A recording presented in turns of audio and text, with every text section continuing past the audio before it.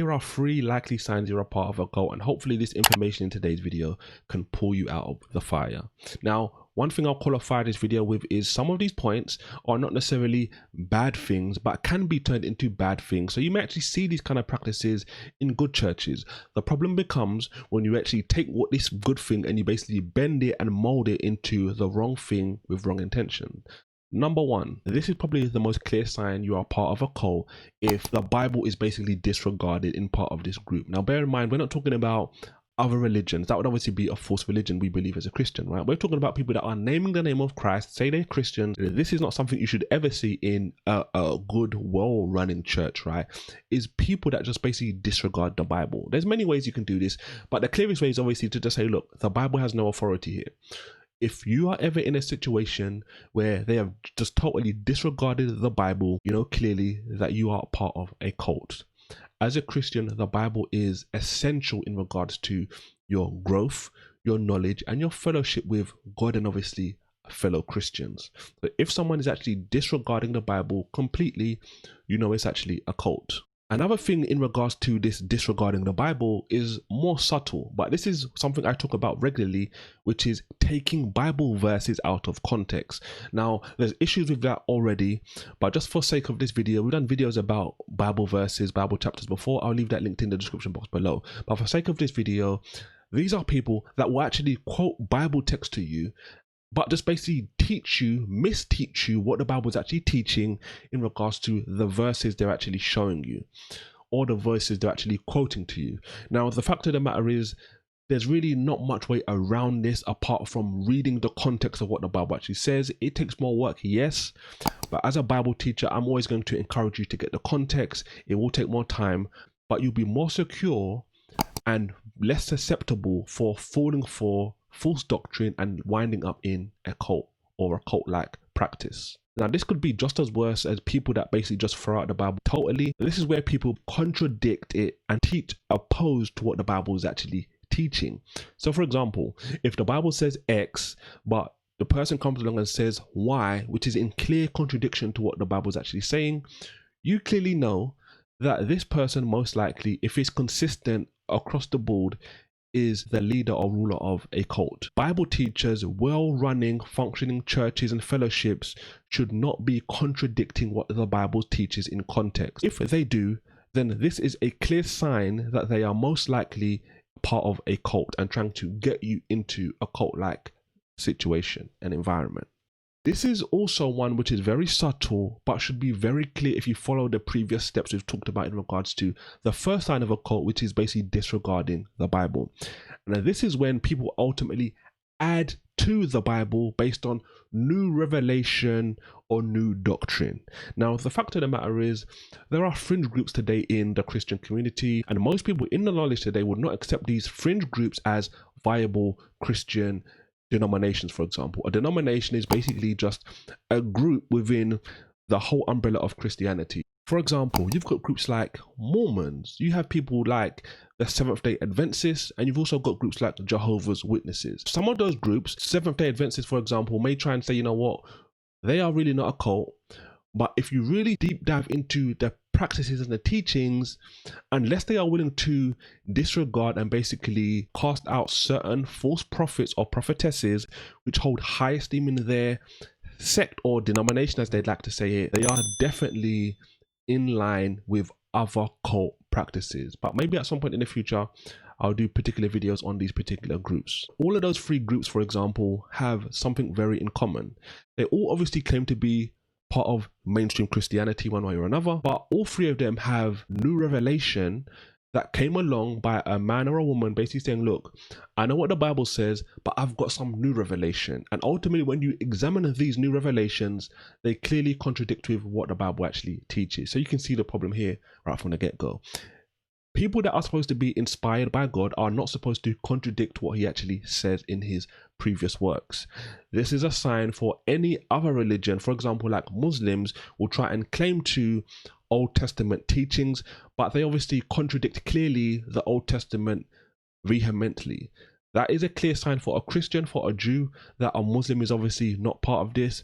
This is the same thing we can see for groups that may claim to be Christians, like the groups I mentioned previously and other groups like them, who basically say, look, there's new revelation, there's a new prophet, a new prophetess who's coming to teach something new. We gave you about 4 different examples so far in regards to people that will disregard the Bible in multiple different ways. If you're seeing any of these kind of practices in the group that you're part of, the likelihood is you may be a part of a cult. Now, this isn't to say that a good church may not contradict the Bible at some point or may teach something out of context. The fact of the matter is, when you are actually correcting these people, once you correct them, they will actually take the correction and actually change the practices. Whereas these cult groups, these people that are most likely a part of a cult, will not basically accept the correction. They will stay in these lies, these deceptions, and think that, you know what, you are obviously the one twisting actually the scriptures. This is why it's very significant to actually hold to the Bible, hold it in high esteem, and stick to the words of the pages of what it actually says. Let's go on to sign number 2 now, which will indicate most likely to you if you're actually part of a cult. Now, I'll give you 5 quick examples here which show you exactly what I'm talking about. The second sign which indicates most likely that you may be a part of a cult is isolation.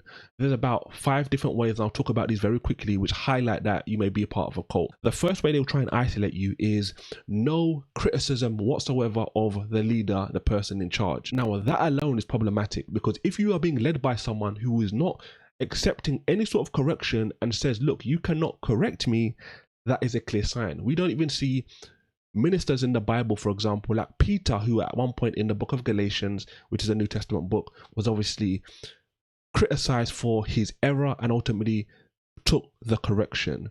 We see in the Bible different times. We even see a good example which is commonly quoted in the book of Acts, which is sort of like the history of the early church. The Bible is teaching us that even people were listening to messages and teaching from him and not just taking his word for it. They would actually go away, read the scriptures and line up and see if it lined up with what he was actually saying. If you are not able to line up what this person's actually saying with the Bible, they are clearly trying to take more higher status than the early apostles and even people like Paul the apostle as well, which is really problematic. This is another way which is quite clear as well, where they're basically trying to isolate you, and they can do this in multiple different ways.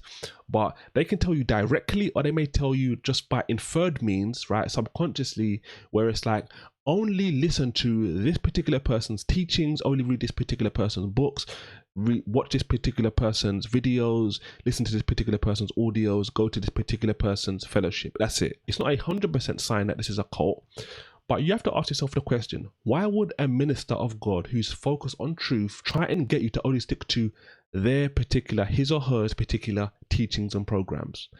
That's most likely problematic.